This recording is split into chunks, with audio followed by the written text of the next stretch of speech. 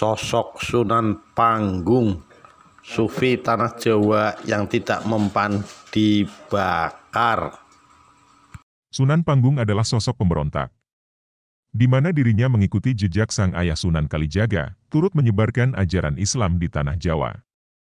Meski begitu, ajaran yang disebarkannya tak dikehendaki pemerintah yang sah. Ajarannya dianggap menyimpang serta harus dibasmi. Seperti gurunya Syekh Siti Jenar yang mengajarkan Manunggaling Kawula Gusti, tindakan Sunan Panggung juga tak bisa dimengerti kala itu. Dia digambarkan sangat cinta kepada Tuhan, sehingga kehilangan penglihatannya tentang semua bentuk materi. Yang paling tidak bisa diterima, dia memelihara 2 ekor anjing yang selalu mengikutinya kemanapun dia melangkah. Anjing itu diberi nama Iman dan Tauhid. Bahkan, setiap dia salat Jumat, kedua anjingnya ini selalu dibawa masuk ke dalam masjid. Tindakan ini dianggap tidak sopan dan sembrono, karena melewati batas pemahaman masyarakat. Para wali pun gusar dengan kelakuan najis Sunan Panggung. Mereka lalu meminta penguasa Demak, Sultan Trenggana untuk menjatuhkan hukuman bakar terhadap Sunan Panggung. Putusan pun akhirnya dijatuhkan. Saat kobaran api sudah menyala, Sunan Panggung melempar sandalnya. Tiba-tiba, kedua ekor anjing Sunan Panggung melompat ke dalam api mengambil sandal itu tanpa terbakar. Setelah itu, giliran Sunan Panggung yang melompat. Anehnya, Sunan Panggung juga tidak terbakar dalam kobaran api itu. Di dalam kobaran api itu, dia malah menulis sebuah suluk Malang Sumirang. Suluk ini bercerita tentang kelahiran dirinya sendiri. Setelah selesai menulis, dia keluar dari kobaran api tanpa terluka sedikit pun. Bajunya pun tidak terbakar sama sekali, utuh seperti sedia kala. Suluk itu kemudian diserahkan kepada Sultan Demak, lalu pergi bersama Iman dan Tauhid. Setelah berabad-abad kemudian, suluk itu tetap hidup dan terus dirujuk. Salah satunya dalam serat Cabolek. Suluk itu disalin dan dicetak. Tetapi, tidak hanya Sunan Panggung yang dihukum mati karena berbeda dengan ulama syariah.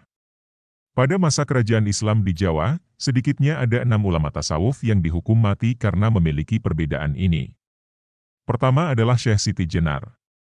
Dia dihukum mati dengan cara dipancung. Kemudian, Ki Anggeng Pengging dihukum mati dengan cara ditikam. Lalu Sunan Panggung dihukum mati dengan cara dibakar hidup-hidup. Selanjutnya Ki Bebeluk atau Syekh Baghdad dihukum mati dengan cara ditenggelamkan ke sungai. Lalu ada Syekh Amung Raga yang dihukum mati dengan cara ditenggelamkan ke dalam laut dan terakhir Ki Mutamakin yang diampuni. Meski dibinasakan, ajaran-ajaran para ulama sufi Jawa itu tetap hidup hingga saat ini. Bagi masyarakat Tegal, Sunan Panggung bahkan juga dianggap sebagai penguasa lokal dengan gelar Panembahan Panggung. Namanya juga diabadikan menjadi Desa Panggung. Ajarannya juga telah menyebar di wilayah pesisir utara Jawa bagian barat. Wilayah Cirebon, Tegal dan sekitarnya bahkan menjadi medan pertempuran Islam Putihan dan Kejawen. Dalam pertarungan itu, tidak selamanya Islam Putihan menang. Islam Kejawen mengalami masa jaya dengan ajaran Manunggaling Kawula Gusti pada masa kerajaan Islam Pajang yang didirikan oleh Sultan Hadiwijaya. Demikian ulasan singkat ini diakhiri, semoga memberikan manfaat kepada pembaca. Sumber tulisan 1. Ahmad Syafi'i Mufid, Tangklukan, Abangan, dan Tarekat, Kebangkitan Agama di Jawa, Yayasan Obor Indonesia, 2006. 2. Pusat Data dan Analisa Tempo, Kisah Penting Masa Silam Gunung Lawu bagi Peradaban Jawa, Tempo Publishing, buku elektronik. 3. Ayu Utami, Anatomi Rasa, Kepustakaan Populer Gramedia, buku elektronik. 4. Rojikin, Manunggaling Islam Jawa, Spektrum Multikulturalisme Islam Kontemporer, A4, buku elektronik. Artikel ini telah terbit di Sindonews.com dengan judul, Sunan Panggung, Sufi Tanah Jawa yang dihukum mati karena dianggap sesat. Editor, Eka Dian Syahputra.